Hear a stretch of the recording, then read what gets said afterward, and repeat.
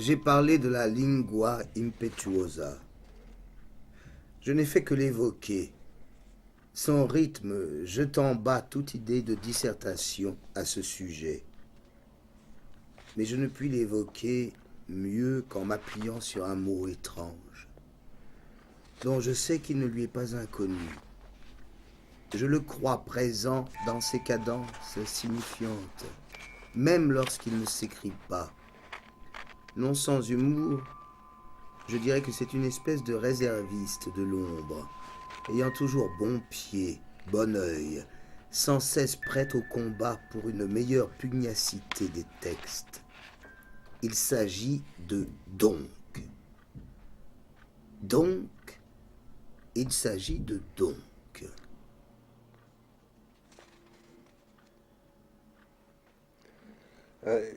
Tu vois, ici, je m'adresse à Toccata comme si c'était une femme. C'était un rythme, c'est une femme. Cher Toccata, il faut que je te le dise, depuis que j'ai commencé ce livre, le soir d'un 31 décembre, un réveillon sans femme ni champagne, ni rires érotisés par des perspectives de vautrement, j'ai l'impression de vivre une nouvelle vie affectivement plus mortelle que mes vies précédentes. Je m'apprête à mourir affectueusement. Souligné, ce qui était encore inconcevable quelques années plus tôt. Les affections qui s'approchent. Tu vois, je donne deux sens. Brusquement, je donne deux sens au mot affection. Tu vois, je m'apprête à mourir affectueusement, et puis je parle des affections en tant que maladie, quoi. C'est que- Les affections qui s'approchent de moi à pas de loup portent des noms qui semblent de plus en plus étrangers à la terminologie médicale. Mes poumons de fumeur invétéré possèdent sur ce sujet un vocabulaire inédit, assurant la respiration des mots et de rien d'autre. Quoi qu'il advienne, la respiration des mots me fournit l'oxygène essentiel. Néanmoins, je ne suis pas loin de penser que toutes les maladies qui me menacent devraient être rebaptisées par mon écriture. Tu vois, ça, c'est, je donne là-dedans, je touche un noyau de vérité, tu vois, là, c'est pour moi, quelque chose qui me... Brusquement, on parlait de cette lumière qui vient des ténèbres, qui n'est pas celle de la raison, et c'est ça. Là, je suis illuminé quand j'écris une phrase comme ça, tu comprends? Je suis par quelque chose qui n'était pas prévu. Je suis dans, je suis dans l'imprévisible. Je ne m'attendais pas à écrire cette chose-là. Elle est écrite et elle dit beaucoup de choses. Elle veut dire beaucoup de choses. Elle descend en toi ou quand tu dis ça, quand tu parles d'illumination, ça vient d'où ça vient des fonds abyssaux ou ça Ah vient oui, mais ça vient d'en dessous. Ça ne vient pas de la tête. Ça vient de plus bas. Ouais.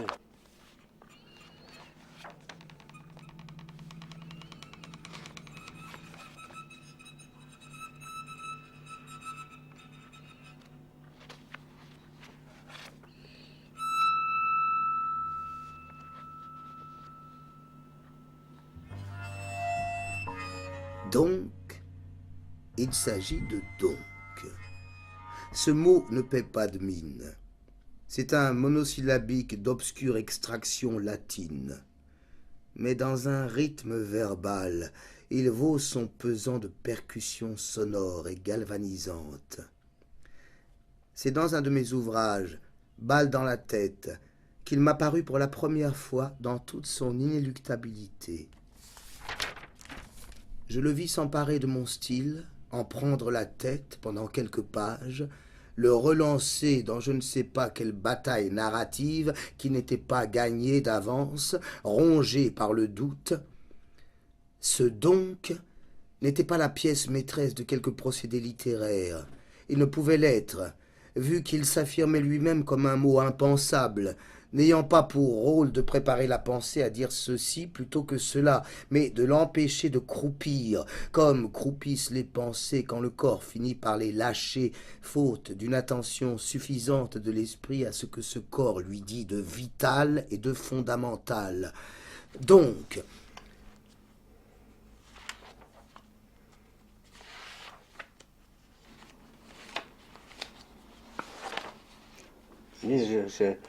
Ce livre, c'est pas été facile, sa naissance. Dis donc.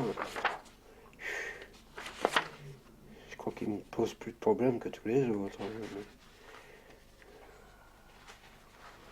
Quel genre de problème? Bah, c'est des problèmes, quoi.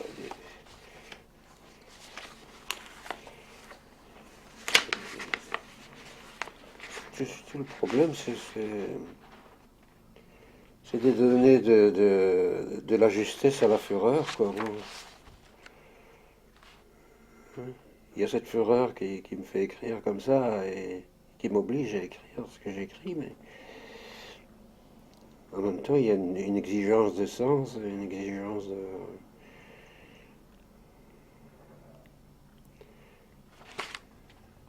de musique aussi, qui fait que tout ça est un combat, quoi.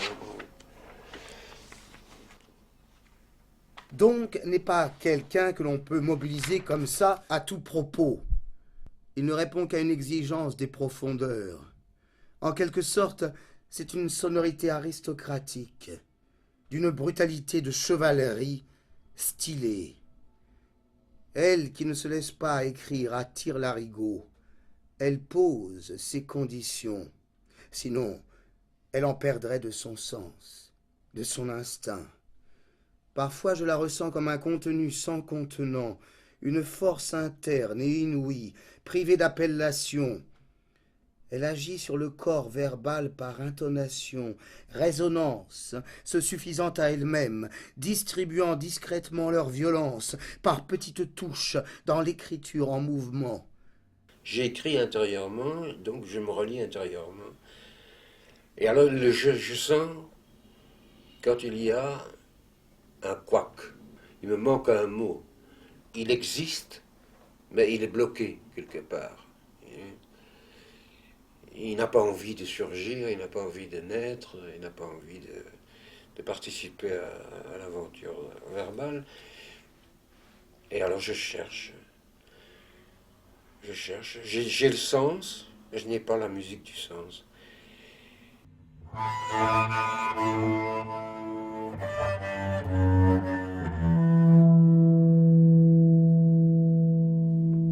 Donc, se poussant au leitmotiv, c'est un mot qui ose proférer haut et clair ce sur quoi notre esprit fait silence dans les replis du corps. Il s'est musclé pour ça, pour inaugurer.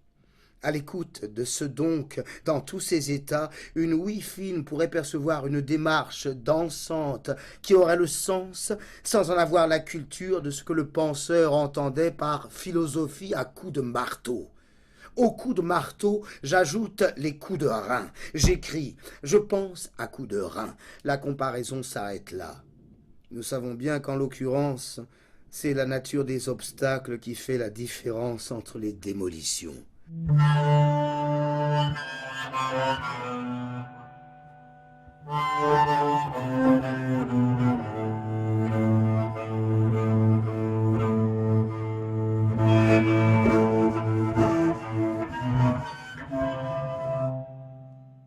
L'écriture se met à l'épreuve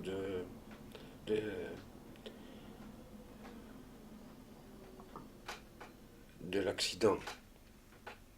Elle s'expose à l'accident. Elle le recherche parfois. Il y a des accidents entre les mots comme ça. Les phrases sont... C'est comme... c'est un accident de la circulation des mots. Voilà. Parfois, il y a des blessés. Parfois, ça saigne. Parfois, il y a des morts aussi. Il y a des mots qui sont là comme morts. Ils n'ont pas résisté au choc, à la violence des chocs. Et ils gisent sur la page.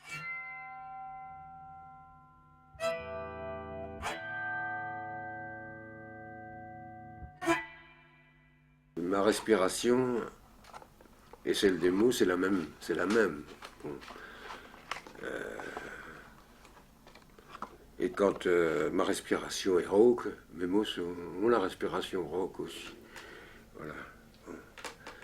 Les jours où je serai complètement essoufflé, ben ça voudra dire que mes mots eux-mêmes ont des problèmes pulmonaires. Voilà.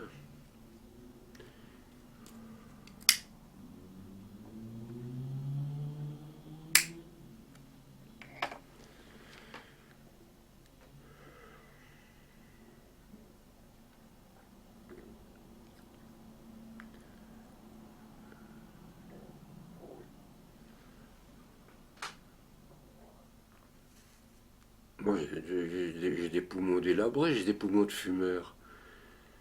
Ben, si je parle aujourd'hui, si je parle maintenant, si j'ai du souffle quand j'écris, ben, c'est le souffle des mots, ça peut être que ça. Parce que physiologiquement, organiquement, je n'ai pas une grande respiration, j'ai pas un grand souffle. Moi, je peux pas courir, je suis plus en état de courir de 100 mètres maintenant, ça, hein, bon, ça m'effondrait, quoi. Avant, il m'est arrivé encore il y a une dizaine d'années de gravir un peu de montagne, quoi. Mais maintenant, c'est devenu impossible. Donc, il y a l'autre souffle. Bon, c'est le souffle tout aussi physique d'ailleurs, mais d'une autre nature, qui est celui du vocabulaire lui-même, du verbe lui-même. Voilà.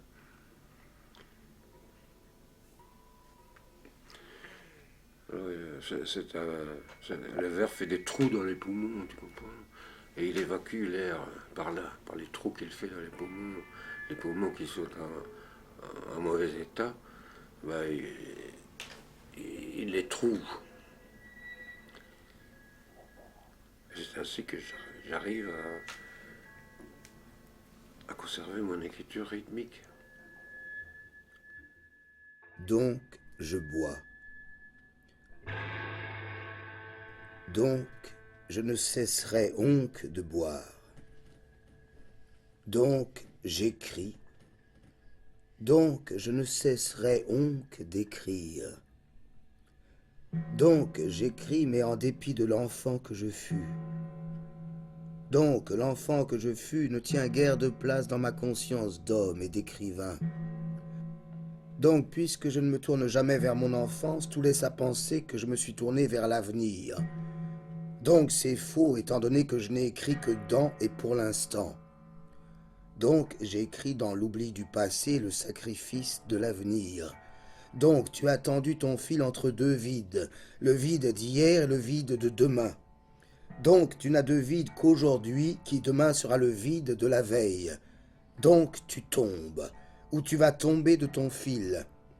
Donc, tu comprends que si, à l'instar de tant d'écrivains, tu avais remonté sans répit ton enfance dans ta maturité, tu serais autre, et tu aurais de l'avenir.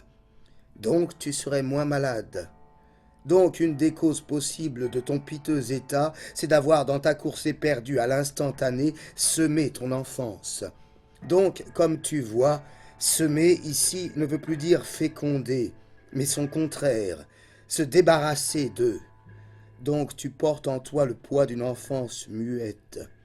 Donc, tu es puni maintenant d'avoir gommé les rires, les pleurs et les jeux de ton enfance. Donc, tu voudrais te souvenir pour arrêter la punition. Donc, tu voudrais ressusciter le polisson d'alors. Donc, tu te penches sur son cadavre et tu lui souffles dessus.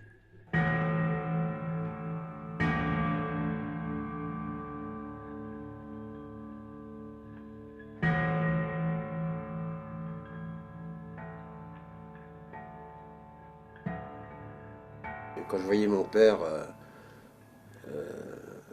tirer à bras d'homme ce qu'on appelle un trick-ball, c'est une espèce de charrette comme ça, dans laquelle il y avait des tuiles, du ciment, il y avait peut-être 300 kilos, 400 kilos de matériaux là-dedans. Et il tirait ça à bras d'homme dans les rues, parfois montantes, comme ça.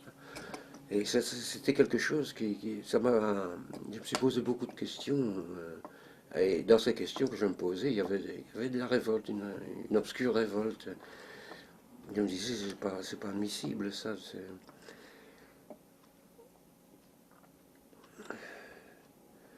Donc, tu étais un petit garçon qui disait papa, maman, et qui retournait la terre, séparait l'ivraie du bon grain dans un jardin d'un délice. Donc tu étais un garçon sournois, affectueux, qui devinait sous les jupes de sa mère des démons rétractés et dans les yeux de son père des tristesses de vaincu. Toutes les sœurs de ma mère elle-même, elles faisaient leurs études primaires et puis leur père, l'institutrice disait au père votre fille, elle est très intelligente, elle devrait faire des études, poursuivre des études. Et lui il disait non, non, elles vont travailler. Donc c'était toutes des servantes. Et c'était ça, j'éprouvais vraiment un sentiment d'injustice. Je me disais, ces gens vivent au-dessous de leurs véritables possibilités, quoi. Donc, quand tu te penches sur les photos de jeunesse de ton père, les traits plus fins que ceux de Proust, et de ta mère, la face plus dense que celle de Carmen, tu te dis que n'a manqué à cette noblesse de sueur, de larmes et de sacrifices que la parole. Puisque je n'avais pas une identité reconnaissable comme ça, je n'avais pas de point de repère. Je me disais que je devais me créer moi-même une identité. Donc ça ne pouvait. Ça s'est passé comme ça, que c'est l'écriture, c'est par l'écriture. Ah, je n'ai pas de passé sensible, reconstituable et tout ça. Mais je vais vous en donner, moi, de l'identité. C'est comme si je m'étais dit ça. Donc, ton enfance est là, aujourd'hui, surgissant de décombres. Elle s'agrippe en rires jaunes à tes rires étouffés. Elle se traîne dans ta masse, pataude, vieillie, usée d'intempérance. Donc tu causes, tu bois aux mortelles retrouvailles. Donc tu te souviens des charbonnages du Nord. Architecture d'enfer, gratte-ciel sans ciel grattant le fond des fonds, ces ombres, ces fantômes de Tour Eiffel, ce qu'on ne voit pas de la tour, ce qu'on ne sait pas d'Eiffel, leur subconscient, ce qui s'enfonce d'eux dans les entrailles hostiles. Donc tu te souviens des mamelus terrils tétés par tes nuages. Tout était si pluvieux, parfois, quand d'une pensée tu niais les étoiles. Dans le village que moi j'habitais, il y a une grande concentration de mineurs. Ces gens-là vivaient une tragédie. C'était pas une tragédie à la grecque, c'était une tragédie du Nord, quoi. Il n'y a pas de soleil en vue. J'ai commencé petit à petit à faire un rapport entre leur existence comme ça, dans les profondeurs, dans les entrailles de la Terre, et ma propre existence dans les entrailles de je ne sais quoi. Et d'où il m'était difficile d'apercevoir la lumière, quoi. Donc, entourant ton enfance, il y avait tant de vies trop tôt interrompues, même si des mineurs valsaient et chantaient aux rares heures de lumière. Donc, c'étaient eux, tes héros. Mais le savais-tu vraiment, toi qui ne sus l'écrire? Donc, elles te bouleversaient, les catastrophes d'en bas, les pires de toutes, qui ajoutent la mort ensevelie à la vie enterrée. Donc, tu les aimais, les mineurs. Ils n'étaient pas comme les autres. Ils t'enseignaient à leur insu la science des ténèbres. Donc tu sentis se creuser en toi, dans ton esprit, des boyaux de grandes sinistrudes.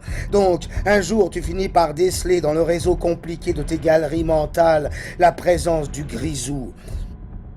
J'avais l'impression que je vivais aussi dans une mine psychologiquement parlant, quoi. Que ce que les petits savoirs que j'essayais de m'incorporer comme ça, il fallait que je les fasse tomber d'une masse comme ça. Et j'avais l'impression de vivre une vie une vie nocturne, quoi. J'étais j'avais mes galeries souterraines à moi, quoi.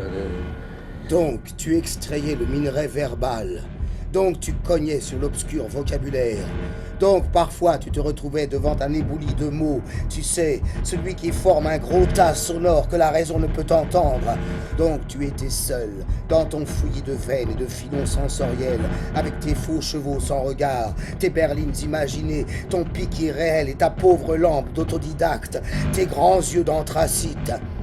Donc il te manquait, au fond de toi, cette complicité des pensées entre elles qui sont à l'affrontement des dangers de l'esprit, ce que représente pour les mineurs menacés leur esprit de solidarité, de camaraderie, si fascinant. Donc tu ne pensais et n'écrivais qu'avec tes tripes, la plus solitaire des attitudes devant la vie. Donc tu étais un mineur d'une espèce insaisissable, et quand tu remontais au jour, c'était pour donner à ta bite cet instant du levant prenant la couleur du couchant, ô heure violacée, que tu passas sur des goulus plus profondes que légères, elles-mêmes s'arrachant à des fonds médusés où tu n'eus accès qu'en aveugle, émerveillé de ce que tu ne pouvais voir. Donc, tu es ce grand charbonnage, encore en activité mais épuisé, qui s'écoute remonter du puits, du gouffre des mots, des sons, des livres plus opaques que Gaillette. Donc, tu es le minerai, le lieu du minerai, l'abattage et le transport du minerai, et la brève ivresse où se rencontrent en toi, écrivain, le blanc du jour et le noir du minerai. J'étais attiré physiquement par les mots, c'est-à-dire par les livres, la matière même du livre. Tu vois, ça déclenchait chez moi des ondes érotiques. Tu vois. Et je respirais les mots. J'en sentais, par exemple, j'achetais toujours des livres d'occasion, mais l'odeur du papier, comme ça, pour moi, ça provoquait déjà des phénomènes physiologiques comme ça, étranges, de l'ordre de la sexualité. Donc quand on fait connaissance, quand on rencontre les mots de cette façon-là, ça laisse des traces, quoi. Hein, tu lis avec, non seulement avec tes yeux, mais tu lis avec, euh, avec ton sexe, avec ton flair, avec tes ouïes, tous les sens sont mobilisés.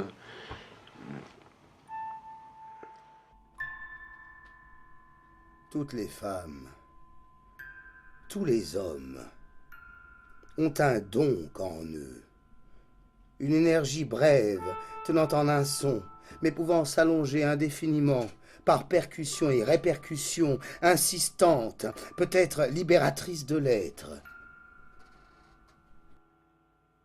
C'est la sensualité des mots eux-mêmes, c'est l'histoire des mots, leur histoire charnelle, leur histoire sensorielle qui fait que quand on les écrit et quand ils surgissent, ils ont déjà, ils parlent à nos cinq sens. Ils ont eux-mêmes des yeux. Les mots ont des yeux. Je dis quelque part que les mots ont des yeux pour voir ce que nos yeux ne peuvent pas voir, qu'ils ont un nez pour sentir ce que notre nez ne peut pas sentir. Ça vient des origines de la langue elle-même, de sa naissance. Tous ces mots qui ont traversé les siècles jusqu'à nous, ils sont porteurs de toute la sensualité du monde et de l'homme, quoi. Donc ils ont le sens de la couleur, ils ont le sens de la perspective, ils ont le sens de la sculpture aussi. Ce sont des corps, ce sont des corps, ce sont des corps dans le corps, dans notre corps. Et ce n'est que dans cette mesure-là que je peux, que pour moi la littérature est excitante et elle est importante.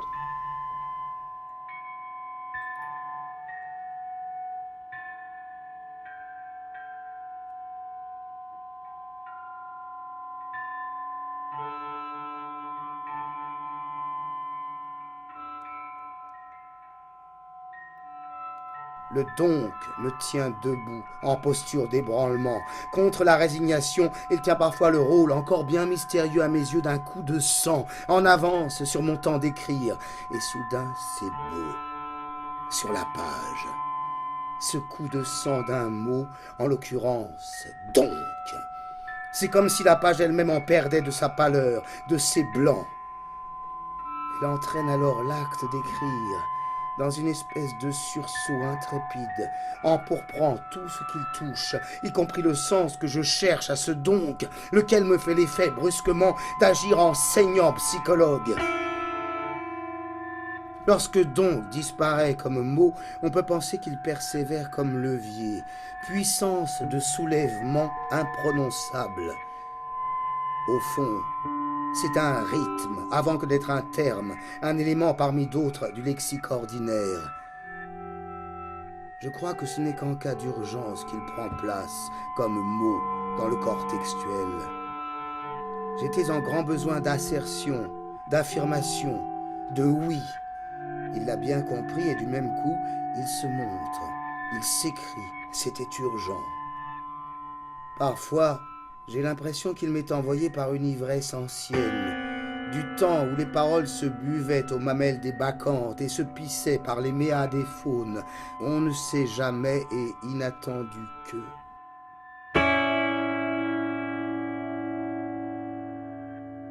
Si on a une énergie meurtrière, criminelle, c'est une réalité.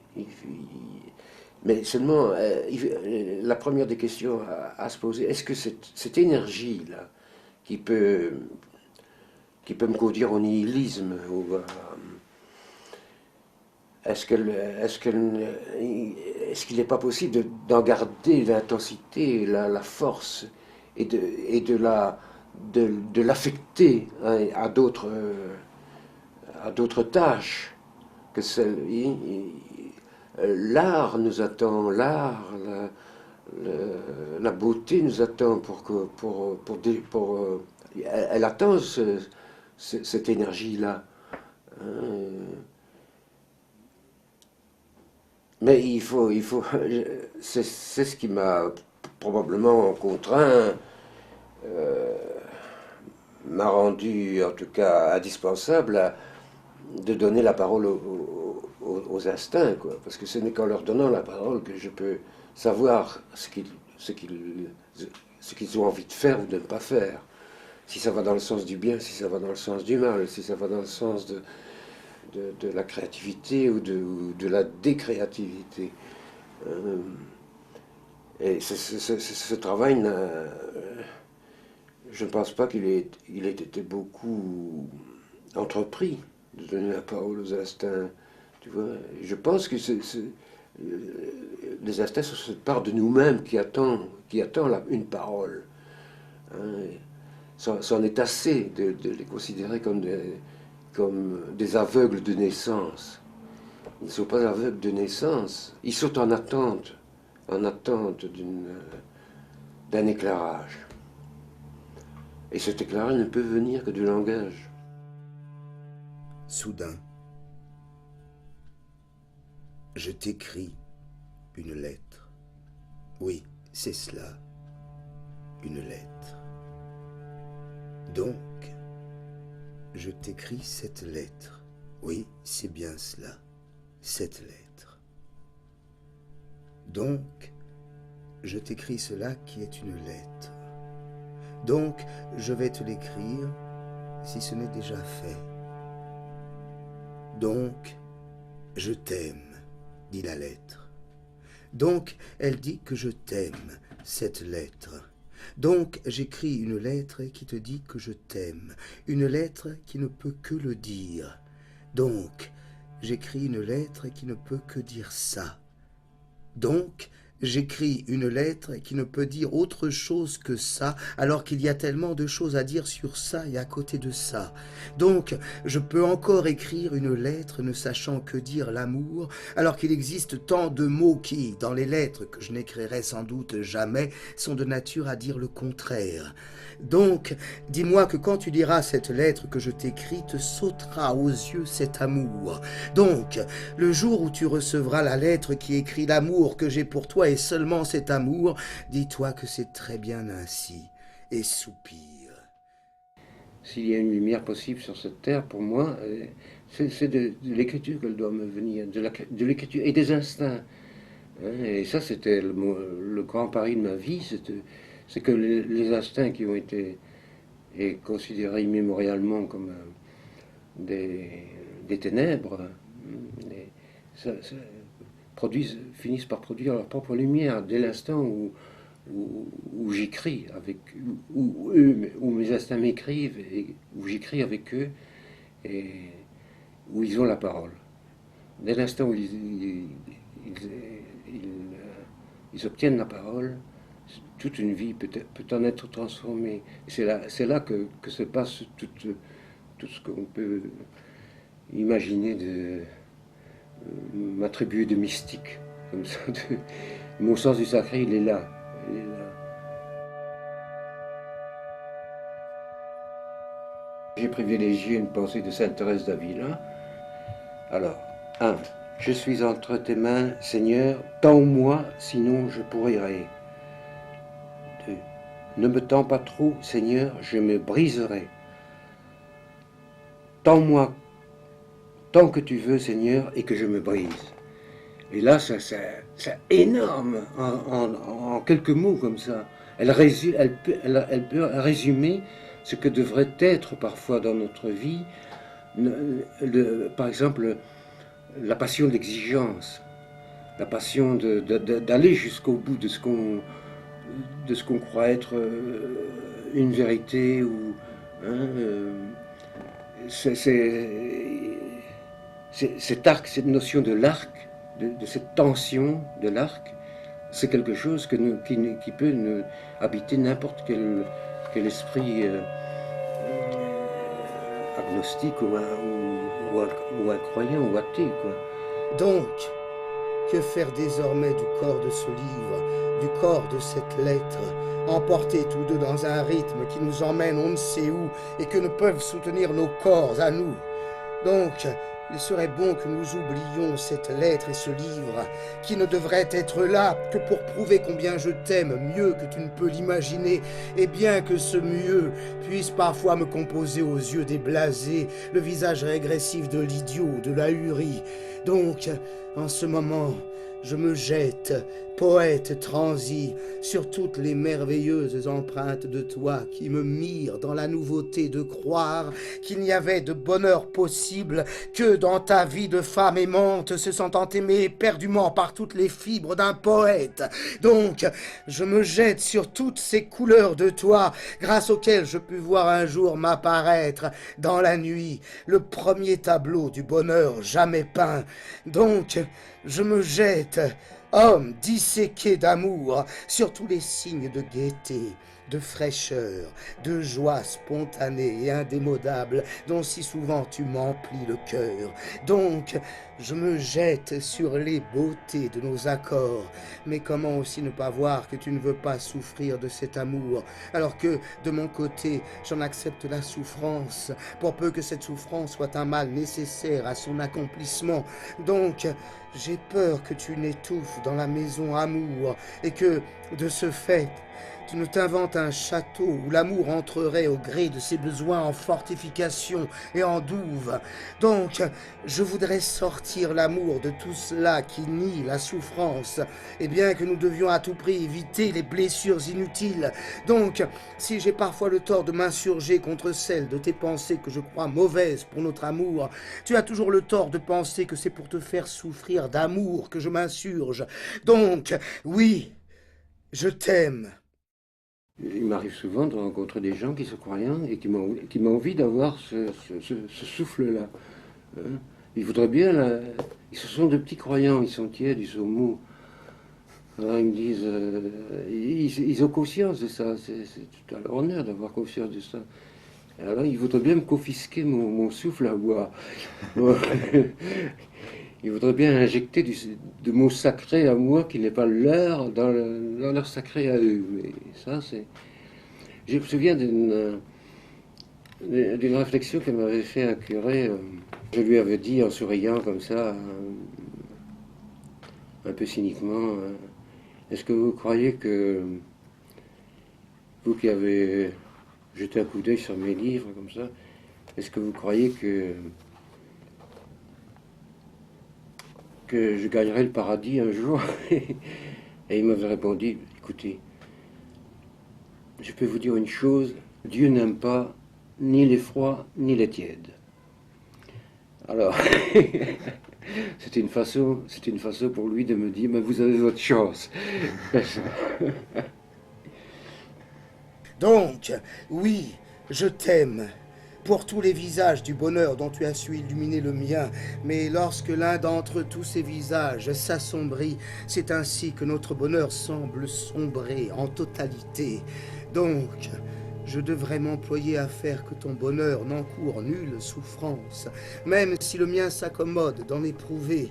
Donc, ce bonheur-là ne doit pas être qu'une note mystérieuse échappant aux lois de la musique, mais bel et bien la musique que deux êtres qui s'aiment composent ensemble, à l'insu de leur non-dit, sur un clavier inespéré. Donc, s'il est vrai qu'il n'est pas dans mes forces de seulement envisager la mort de cet amour, il est dans ma mélancolie d'écrire qu'à en vouloir aussi le bonheur, je rencontre l'envisagement de son mourir. Donc, quand tu m'exhortes à entretenir ma santé en vue que notre amour ait encore un bel avenir devant lui, je te dis oui, oui, oui. Mais je n'en pense pas moins que tu parles sérieusement d'un sujet sur lequel j'ai toutes les raisons d'avoir un avis différent, qui me presse de te donner tout de suite, sans remettre au lendemain, tout ce que j'ai à te donner. Donc, ce que je ne t'ai pas dit, ou su te dire, c'est que je n'ai plus une grande confiance dans ma vie, même s'il m'en reste dans l'amour de cette vie, et surtout dans le passé de cette vie. Donc, j'écris ce livre, j'écris cette lettre. Quand j'écris, j'ai l'impression de quitter ce monde. Mais en même temps, je ne voudrais pas non plus que ce soit pris pour une fuite. Je ne vais pas non plus éviter ce monde. Hein, parce que donc, c'est par l'écriture que je peux lui dire, voilà, je vous hais, vous, le monde actuel tel qu'il est, tel qu'il va, où il va, j'ai une détestation profonde à votre égard. J'éprouve cette détestation de toutes mes fibres. Mais en même temps, je sais aussi qu'il y a des gens qui résistent à ça. Moi, c'est ce qui m'intéresse je n'ai pas une grande vie de contact humain, de sociabilité intense, etc. Mais je rencontre quand même des gens chez qui je perçois ces signes de résistance. Et là, ça me suffit pour me dire que je dois continuer je ne peux. Si je me suicide de dégoût, c'est une victoire pour ce monde. Donc, j'écris ce livre, j'écris cette lettre. Donc, j'écris une lettre et un livre avec le sentiment que plus ma santé défaille, plus je dois montrer de précipitation à te faire comprendre que les trésors que j'ai à te donner sont, eux, d'une santé infaillible, aussi intacte qu'au premier jour de ma santé. Donc, c'est cela, mon drame intime, c'est que je vais partir sans avoir pu te donner de cette autre santé, et sans que tu te sois aperçu à temps que sa profusion, c'est à toi, à notre amour, que je la destinais. S'appuyait-elle paradoxalement sur une santé s'abrégeant en conformité avec les lois de la nature. Donc, il est urgent que je quitte cette lettre et ce livre et leur engendrement bizarre. Donc, il est urgent que nous les quittions, puisque les énergies que je leur consacre risquent de devenir, je le sens bien, des énergies volées à notre temps d'aimer. Donc, il ne faudrait pas qu'ayant commencé ce livre et cette lettre pour m'unir à toi, je découvre avec tristesse qu'ils finissent par poser des questions qui t'éloignent de moi. Donc, je t'aime, et c'est encore Donc, je t'aime, et c'est encore plus t'aimer que de... Donc, je t'aime, et c'est... Donc, je t'aime, et c'est encore plus t'aimer. Donc, je t'aime, et c'est encore plus t'aimer que de quitter ce livre, cette lettre, puisque les mots que je me suis épuisé à y mettre m'apparaissent maintenant comme nous empêchant de nous parler d'amour, tel qu'il serait souhaitable d'en parler avec nos voix étranglées d'émotion, ou promptes à la gaieté, avec le son tendre et grimpant et enveloppant de nos aveux d'amour. Donc, ce livre et cette lettre ont à présent pour effet de m'oppresser. Oui, de m'oppresser. Donc, je ressens un malaise de cet ordre à avoir écrit ce livre, suivi de cette lettre, alors qu'à l'origine, ils étaient une louange de toi et une libération par le souffle de la louange, de l'amour que je portais en moi. Donc, j'ai l'impression que si je prolongeais plus longtemps encore cette écriture, j'en serais interdit par l'étrange destin qu'elle semble me réserver de ne plus pouvoir respirer en elle et par elle, de m'asphyxier de sa louange et de sa libération, elle que j'aurais voulu à l'origine aussi indéfinie que l'amour que j'ai pour toi. Donc, j'ai la certitude que si je ne m'arrête pas très vite d'écrire cette lettre précédée de ce livre, c'est tout mon amour de toi qui va cesser de respirer. Donc, c'est comme si à continuer d'écrire, j'allais en perdre tous les peu... Donc, c'est comme si, à continuer d'écrire, j'allais en perdre tous les petits fastes d'improvisations amoureuses qui nous faisaient voler l'un vers l'autre, légers et profonds, rieurs et ivres, graves mais délirants. T'en souviens-t-il? Donc... Je suis porté par l'écriture, là, vers ma propre fin. Hein, et c'est ça. C'est cette fin-là que je veux. C'est pas la fin qu'imagine pour moi le monde tel qu'il est. Ce serait lui faire beaucoup d'honneur, hein, de croire qu'il est capable de changer ma mort, hein, de décider de ma mort. Ce qui décide de ma mort, c'est ce que je fais, c'est ce que j'écris, c'est ce que j'écris jusqu'au bout. Là maintenant, je suis dans un état de fatigue extrême. Ça n'est pas. Il y a peut-être des causes tout simplement pathologiques à cette fatigue, mais c'est une fatigue qui vient que je me vide de toutes mes forces pour dire ce que j'ai envie, ce que j'ai à dire. Hein, toutes mes forces passent dans cette écriture. Et là, je ne peux pas dire que cette écriture est destructrice. C'est pas parce qu'elle me fatigue qu'elle est destructrice. Au contraire, je pense que dans cette fatigue, j'ai encore je vais encore puiser des mots. Aussi longtemps que le corps et les mots travaillent ensemble, même dans le délabrement parfois, je vis, et je n'ai pas envie de mettre fin à ce genre de vie-là. Certainement pas. La fin viendra toute seule, elle viendra des mots.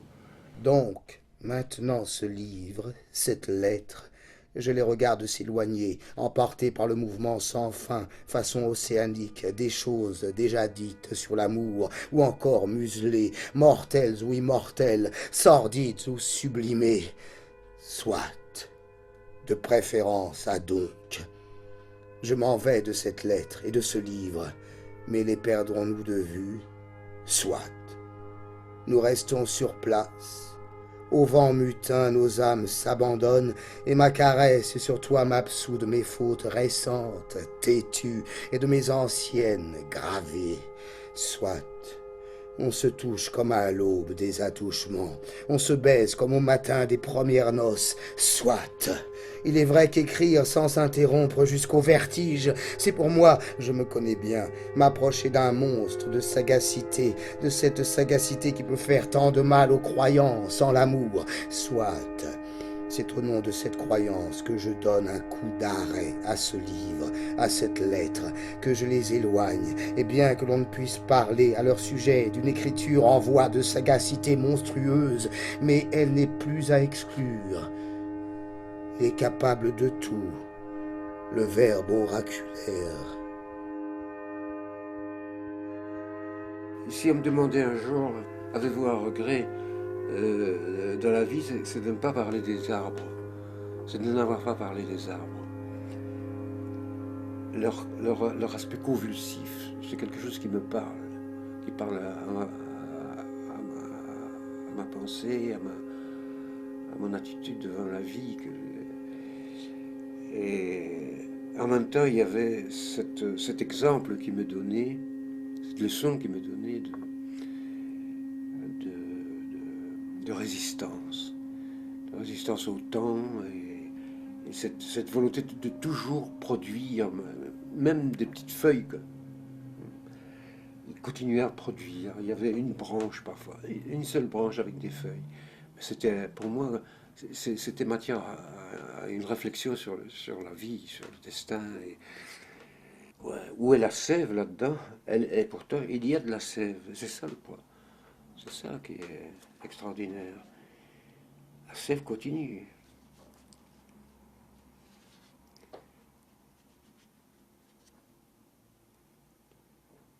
Elle s'en fout de la difformité.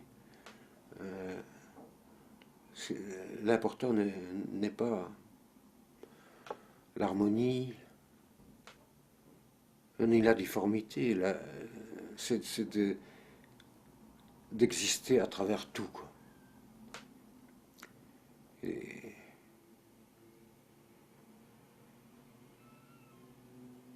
ces arbres semblent nous dire, voyez ce que je suis devenu, je ne suis pas beau à voir, je ne suis pas... J'ai bien vieilli, j'ai subi les outrages du temps, mais j'écris. Voilà, ces arbres écrivent.